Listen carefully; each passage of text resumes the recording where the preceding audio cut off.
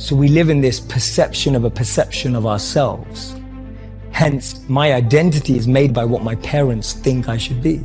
My identity is made up by what my college or university thinks I should achieve. While you're living in that bubble and that echo chamber, getting to what you really want to do is impossible, because maybe that just doesn't fit. And I think so many people feel that way today, that they don't fit into the current education system. They don't fit with the 3 or 4 or 5 careers that you're taught exist. So that process of self-excavation and actualization first requires being exposed. You can't be what you can't see.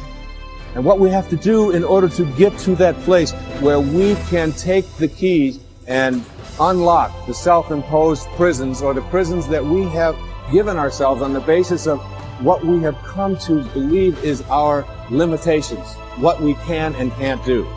We have to let go of that. And I call it rewriting our agreement with reality. I will wake up with a new mindset for myself, for my future. The sky's the limit to your dreams. You can go beyond the stars if you make it up in your mind that you won't be stuck.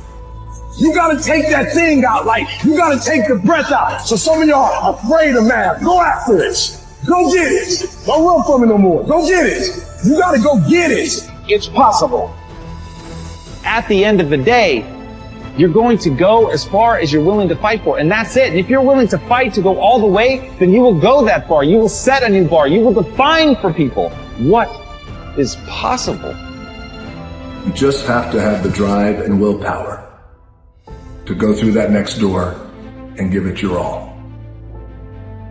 We all must become the leaders that we're looking for. We got this.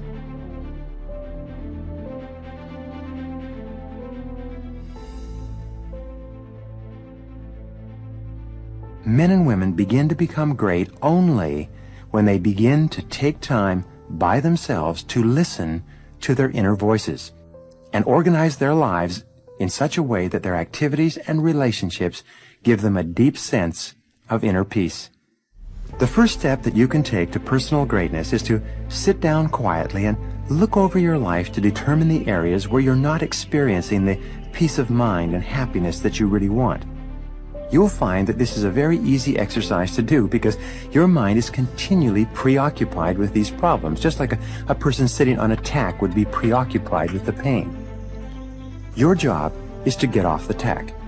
Your responsibility to yourself is to realize that you can never make someone else happy by being unhappy yourself, just as you can never make someone else healthy by being sick. You should not sacrifice your happiness in an attempt to somehow achieve the happiness of another person. You'll only end up making no one happy, especially yourself. In the play Cyrano de Bergerac by Edmond Rostand, Cyrano, the great individualist, is asked why it is that he is so outspoken and so self-assertive. He answers with this beautiful line. He says, "I choose the line of least resistance in this, that I will please at least myself in all things." When you make the decision that, for better or worse, you will please at least yourself in all things, only then will you be truly happy. And only then, it seems, will you be able to help anyone else to be happy as well. The second law of happiness is the law of emotion. It says that human beings are 100% emotional in everything they think and feel and decide.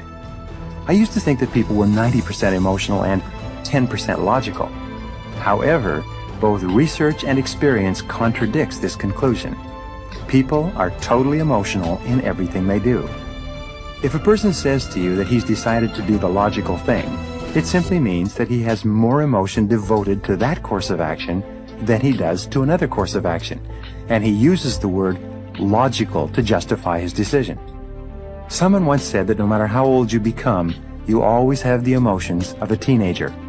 This may or may not be true, but the central impact of your emotions and feelings is a key component in both understanding and achieving your own happiness.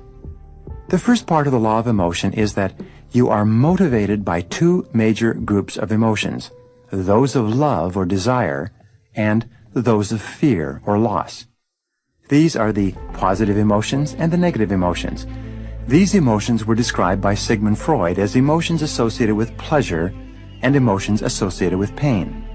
You have a tendency to move toward those experiences you associate with pleasure or happiness, and you have a tendency to move away from those experiences you associate with pain or unhappiness. This is the essence of the pleasure principle that I mentioned earlier.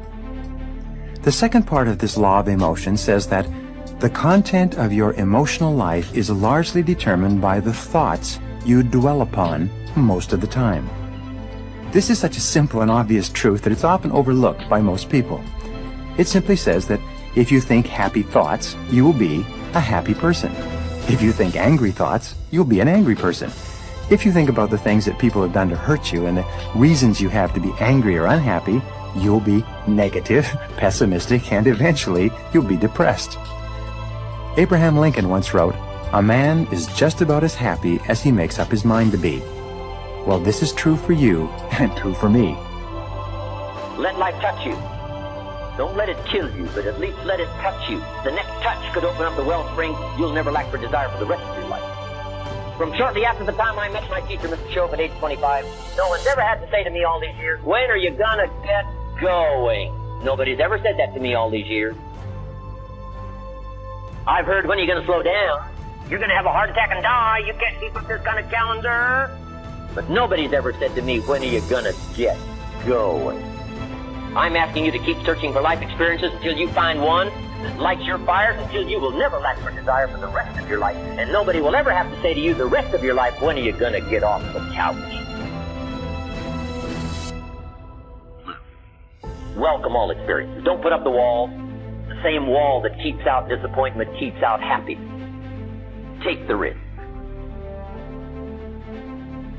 And here's the last emotion that can change your life in a single day. It's called resolve. Resolve says, "I will." Two of the most powerful words in the language. I gave you the formula for disasters. Could, should, don't. Here's the formula for fortune. Should, could, will. I will. I should. I can. And I will. Two of the most powerful words in the language. I will. Benjamin Disraeli once said, "Nothing can resist a human will that will stake even its existence on its purpose." I'll do it or die. What a powerful set of words.